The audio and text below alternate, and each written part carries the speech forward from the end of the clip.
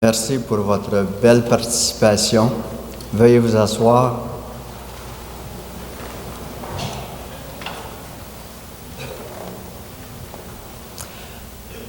Alors, bonsoir à vous tous, à vous toutes, et merci d'être là en préparation à ce magnifique Triduum, en préparation à cette belle fête de Saint-Louis-Marie de Montfort. Alors, nous vivons ce Triduum à l'occasion du 300e anniversaire de la mort d'un saint qui a eu beaucoup d'influence en son temps, qui a marqué les 300 ans d'histoire qui ont suivi après sa mort et qui demeure aujourd'hui encore source d'inspiration pour nous, pour l'Église tout entière, et pour le monde entier. Louis-Marie Grignon de Montfort est né le 31 janvier 1673 à Montfort-sur-Meux, une petite ville de Bretagne dans le nord-ouest de la France. Le 5 juin 1700, à l'âge de 27 ans, il était ordonné prêtre. Il est décédé le 28 avril 1716 à Saint-Laurent-sur-Sèvre, en Vendée. Il était alors âgé de 43 ans. Bien que de courte durée, 16 ans seulement, sa vie sacerdotale fut d'une grande richesse spirituelle et apostolique. Pour bien comprendre à qui nous avons affaire, j'énumère très brièvement quelques aspects particulièrement significatifs de sa personnalité. Il fut un missionnaire infatigable, comme c'est indiqué là-haut sur le tableau. On pourrait dire qu'il fut un précurseur de la nouvelle évangélisation que nous vivons aujourd'hui dans l'Église. Le pape Clément XI l'avait nommé missionnaire apostolique, lui demandant de travailler au renouvellement du christianisme en France, car à cette époque, beaucoup de gens étaient devenus plutôt indifférents aux valeurs chrétiennes. Ça ressemble peut-être un peu à notre époque. Ainsi, de 1706 à 1716, pendant 10 ans, il ira à pied de village en village, de ville en ville, animant des missions paroissiales et prêchant la bonne nouvelle de Jésus-Christ. Il était apôtre de la croix. Il avait bien compris que toute épreuve, toute souffrance, toute croix, portée avec amour et en union aux souffrances de Jésus-Christ, a une valeur de rédemption pour tout être humain et pour le monde entier. Il fut un grand apôtre de la Vierge Marie.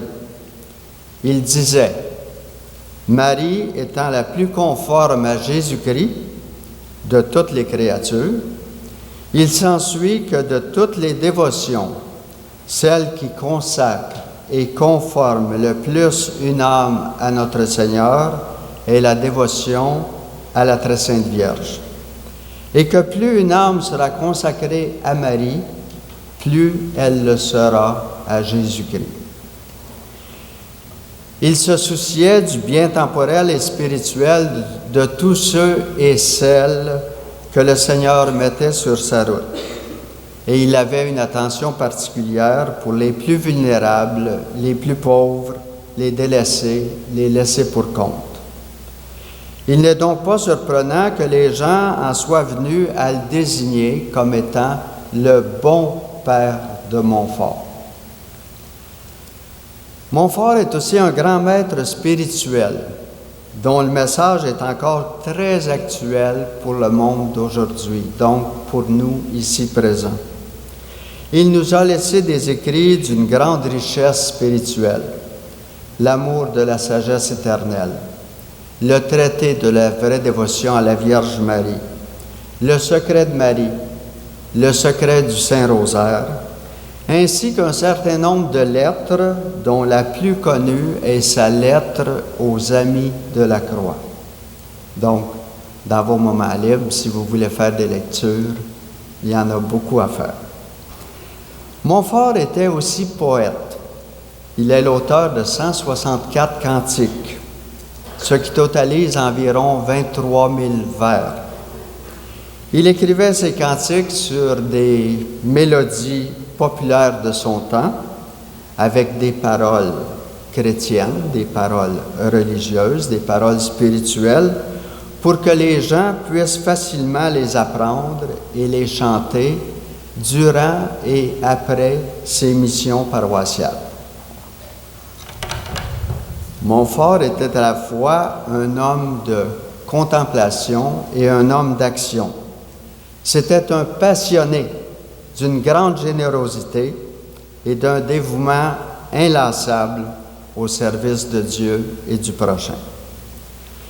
Bien que pleinement engagé dans la prédication et le service des pauvres, il trouva aussi le temps de jeter les bases de 3 congrégations religieuses, aujourd'hui connues sous le nom de Filles de la Sagesse, Missionnaires Montfortins et Frères de Saint-Gabriel. D'un engagement évangélique radical, Montfort a tout au long de sa vie rencontré bien des épreuves, bien des contradictions, bien des oppositions. Après tout ce que je viens de dire, nous pouvons nous demander, mais où donc prenait-il son énergie pour se donner tout entier à sa mission? Où prenait-il la force pour passer à travers les épreuves? Je suis persuadé qu'on peut répondre qu'il trouvait sa force et son énergie dans sa relation à Dieu et dans sa confiance inébranlable en son Père des cieux. Montfort était en fait l'homme de la providence. Il prenait des initiatives de toutes sortes. Il entreprenait des projets très variés, ne comptant jamais sur ses propres forces, mais bien plutôt sur la providence du Seigneur. Le thème qui nous est proposé pour ce triduum, et dont le Père Jean-Guy parlait au début de notre célébration, « J'ai un Père dans les cieux qui est immanquable ». Ce thème-là vient d'une lettre que Montfort écrivait à l'un de ses oncles lorsqu'il était séminariste. Il mentionne dans sa lettre qu'il avait été accepté au séminaire, mais gratuitement, et que là, les circonstances avaient changé et qu'il lui faudrait peut-être payer une pension. Et il n'était vraiment pas certain de pouvoir payer cette pension parce qu'il n'avait pas d'argent. Cependant, Louis était convaincu de sa vocation. Il voulait à tout prix devenir prêtre pour se consacrer au service du Seigneur et de ses frères et sœurs. L'inquiétude qu'il exprime à son oncle quand il dit « Je ne sais pas si j'aurai l'argent nécessaire pour payer pour le séminaire » aurait pu être pour lui une source de découragement. Au contraire, il termine sa lettre en disant « Quoi qu'il m'arrive, je ne m'inquiète pas, j'ai un Père dans les cieux qui est immanquable. » Donc, quelque chose de bien pour chacune de nous. Nous sommes aussi confrontés à des situations qui parfois pourraient nous porter au découragement, à l'abandon. Mais Montfort nous invite à renouveler notre foi dans le Père immanquable qui voit à nos besoins. Dans le même ordre d'idée, dans une lettre qu'il adressait à Marie-Louise Trichet, sa grande collaboratrice et cofondatrice de la Congrégation des Filles de la Sagesse, alors qu'elle s'inquiétait, elle aussi, au sujet de sa vocation, Montfort lui écrit: il faut mettre votre confiance en Dieu. Assurez-vous que vous obtiendrez même plus que ce que vous ne croyez. Le ciel et la terre passeraient plutôt que Dieu manquât de parole en permettant qu'une personne qui espérait en lui avec persévérance fût frustrée dans son attente. On voit dans ces phrases de Montfort une foi inébranlable, une confiance inébranlable dans son Père des cieux. En ce moment où nous célébrons le 300e anniversaire de la mort de Montfort, chacune de nous peut se demander: suis-je persuadé que j'ai un Père dans les cieux qui est immanquable? Si oui, je remercie Dieu pour cette grâce. Et sinon, je demande cette grâce de mettre ma confiance dans le Seigneur, quoi qu'il arrive.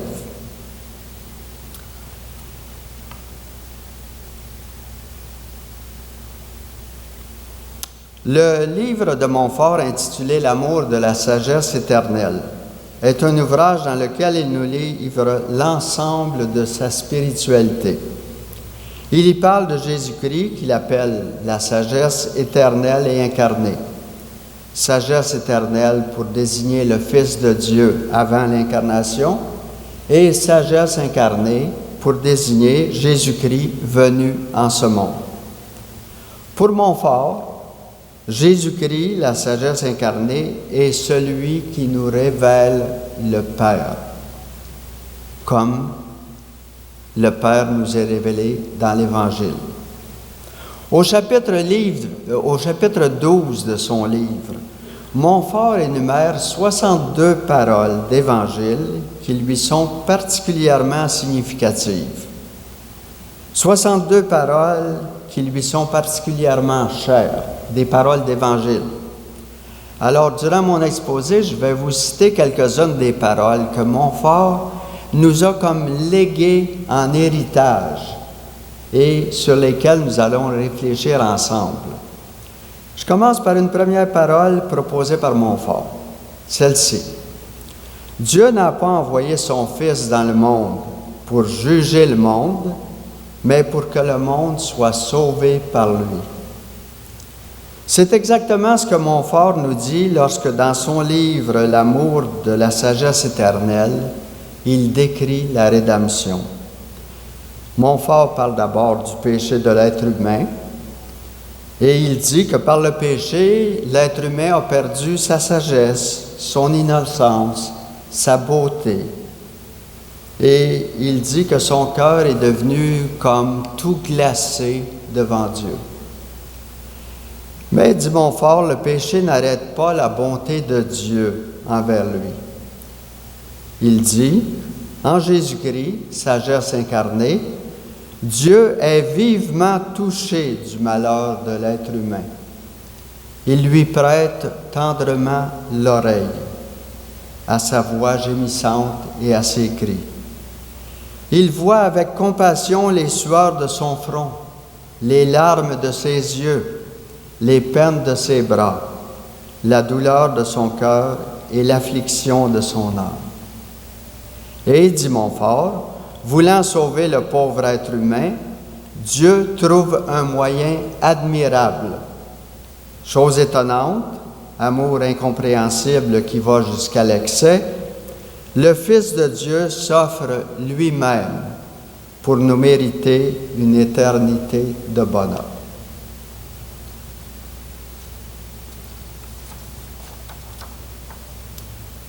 Puis Montfort nous propose 4 autres paroles d'Évangile qui nous rappellent que Dieu connaît nos besoins, qu'il entend nos prières et qu'il ne faut pas s'inquiéter outre mesure, quoi qu'il arrive.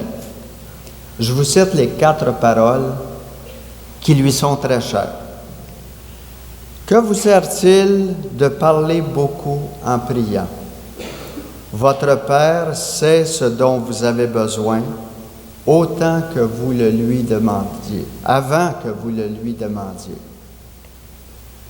Tout ce que vous demandez à Dieu dans la prière, Croyez que vous l'avez reçu et cela vous sera accordé. Parole d'Évangile. Ne vous inquiétez pas pour votre vie de ce que vous mangerez, ni pour votre corps de quoi vous le vêtirez. Observez les oiseaux du ciel et les lys des champs. Votre Père sait bien ce qui est nécessaire pour vous. Et enfin, dit-il, même vos cheveux sont comptés. Soyez sans crainte, vous valez bien mieux que tous les oiseaux du ciel.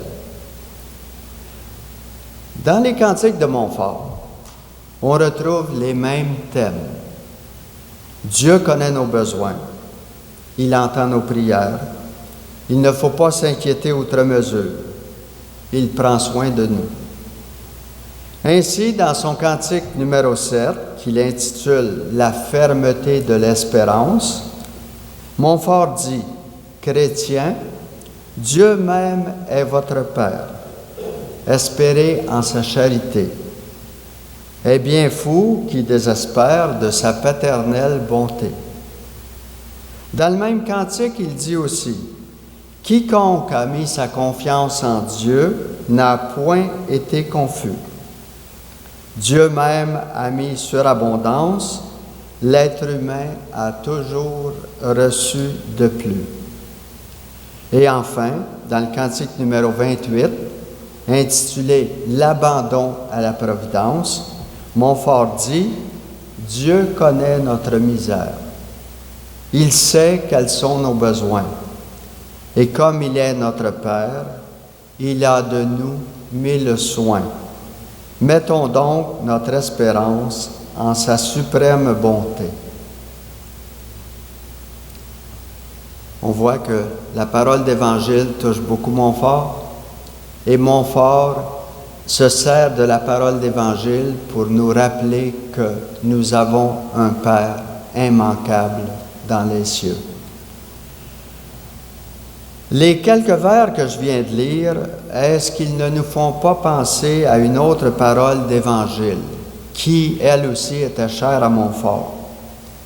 Une parole où le Christ dit « Venez à moi, vous tous qui peinez et ployez sous le fardeau, et moi, je vous donnerai le repos. »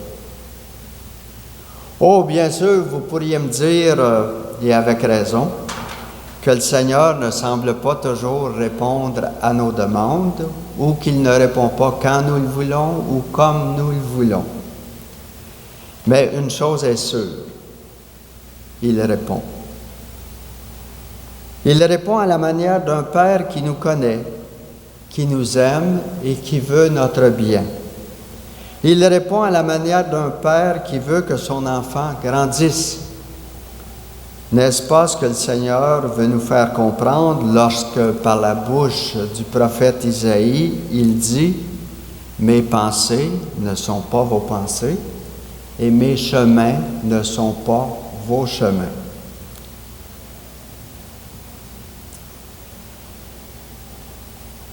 C'est aujourd'hui la fête de Notre-Dame du Bon Conseil. Il convient donc de dire quelques mots au sujet de la dévotion de Montfort envers Marie. Pour Montfort, Marie joue un rôle bien important dans l'histoire du salut. Elle nous aide à mieux vivre notre filiation divine. Elle nous aide à bien vivre les engagements de notre baptême. Et chez Montfort, les engagements de notre baptême, c'est très important.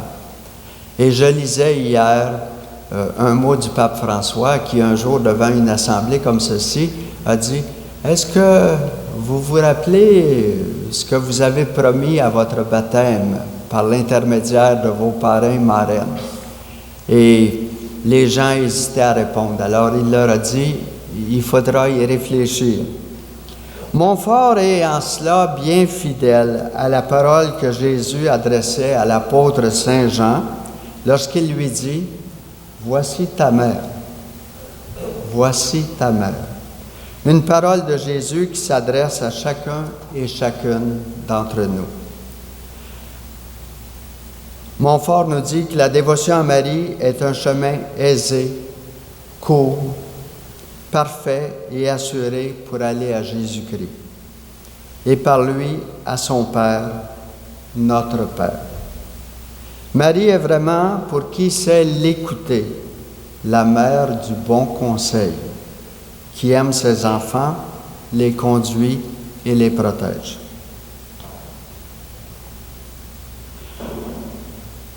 Une autre parole d'Évangile chère à Montfort est celle-ci: que votre lumière brille aux yeux des hommes et des femmes qui vous entourent, pour qu'en voyant vos bonnes actions, ils rendent gloire à votre Père qui est aux cieux. C'est exactement ce qu'a fait Saint Louis-Marie de Montfort tout au long de sa vie. Oui, durant sa jeunesse, durant ses années de service pastoral dans des hôpitaux, et tout au long de la dizaine d'années où il s'est consacré à la mission apostolique qui lui avait été confiée par Clément XI, Montfort savait faire œuvre de miséricorde corporelle et œuvre de miséricorde spirituelle. Pour lui, la miséricorde corporelle, c'était donner à manger aux affamés, donner à boire à ceux qui avaient soif, donner des vêtements à ceux qui étaient nus, accueillir les étrangers, assister les malades. Et pour lui, faire œuvre de miséricorde spirituelle, c'était conseiller ceux qui étaient dans le doute, enseigner, interpeller les pécheurs, consoler les affligés, pardonner les offenses. Il touchait les cœurs et les intelligences et il amenait les gens à se réconcilier entre eux et à se réconcilier avec Dieu. Les paroles et les gestes de Montfort, dont je viens de parler très brièvement, nous interpellent, vous et moi, aujourd'hui, 300 ans après sa mort. Il nous interpelle à être, nous aussi, visage du Père auprès de ceux et celles qui nous entourent.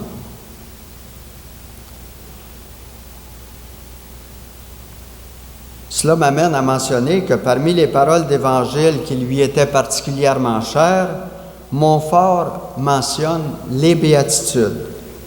Puis parmi les béatitudes, il insiste sur l'attitude requise des fils et des filles du Père.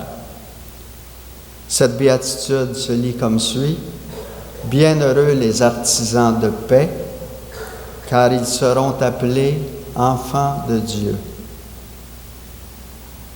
Cette béatitude exprime clairement que la qualité de notre relation aux autres nous habilite à être appelés filles et fils du Père. Notre relation aux autres nous rend capables d'être fils et filles du Père. Elle nous invite à être artisans de paix au milieu de tous ceux et celles qui nous entourent, à commencer par nos familles. Elle nous invite à dire une parole de réconfort à ceux et celles qui sont seuls, ceux et celles qui souffrent dans leur âme et dans leur corps. Elle nous invite à faire œuvre de miséricorde corporelle et spirituelle là où le besoin se fait sentir. Elle nous invite à contribuer à faire advenir la paix en notre monde, en accueillant, et même à la mesure de nos moyens, en aidant les sans-abri, les sans-emploi, les réfugiés, tous ceux qui autour de nous peuvent manifester quelques besoins. Chose certaine, elle nous invite à prier pour ceux et celles qui souffrent du froid, de la faim ou de la violence.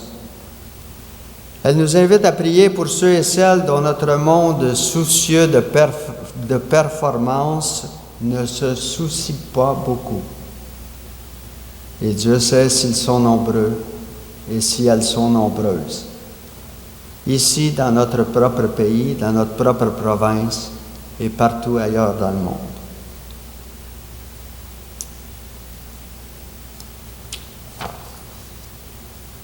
Mon temps est presque terminé. J'aimerais vous dire quelques mots en terminant sur les frères de Saint-Gabriel, dont je fais partie, et comment ils essaient d'être visage du Père.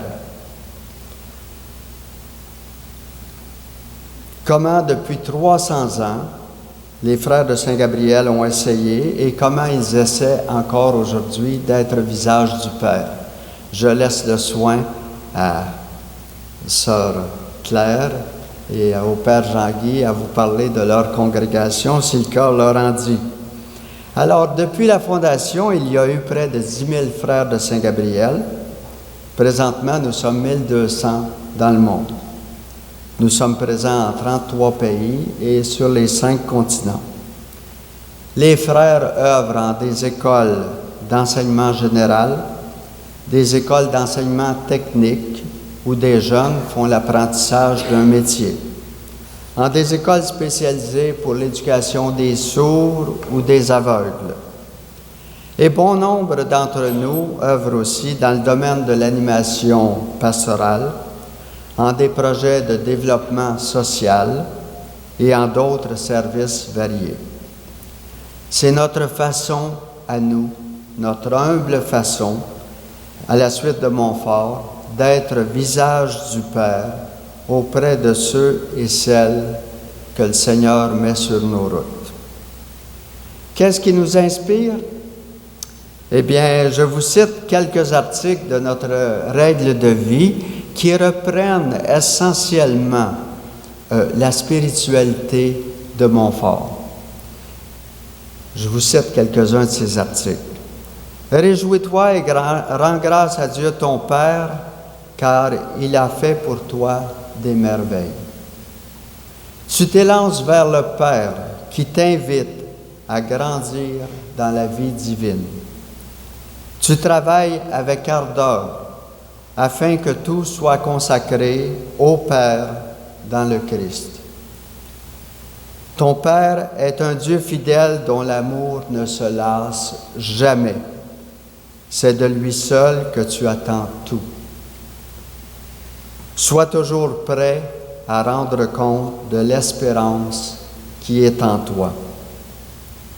Nous savons tous que de nos jours, les vocations à la vie de religieux frères se font très rares dans le monde occidental.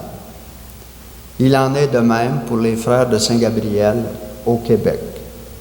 Nous continuons cependant à vivre dans la joie de l'espérance, convaincus que nous avons un Père dans les cieux qui est immanquable.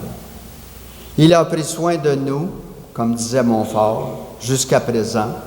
Il a pris soin de son Église jusqu'à présent. Comme le dit Montfort, il le fera encore avec ses miséricordes habituelles. Et enfin, je tiens à vous faire remarquer que dans l'Évangile de ce jour, Jésus nous dit, ce que nous allons lire tantôt, « C'est ma paix que je vous donne. Ne soyez donc pas bouleversés et effrayés. » Comme disait Jean-Paul II, « N'ayez pas peur. » N'est-ce pas exactement le message que nous livre Montfort quand il nous dit que nous avons dans les cieux un Père qui est immanquable? Merci beaucoup de votre attention et merci de votre prière. Nous nous préparons tous ensemble à cette grande fête de Montfort, exactement 300 ans après sa mort, jeudi soir prochain. Alors, d'ici là, nous restons tous unis dans la prière. Merci beaucoup.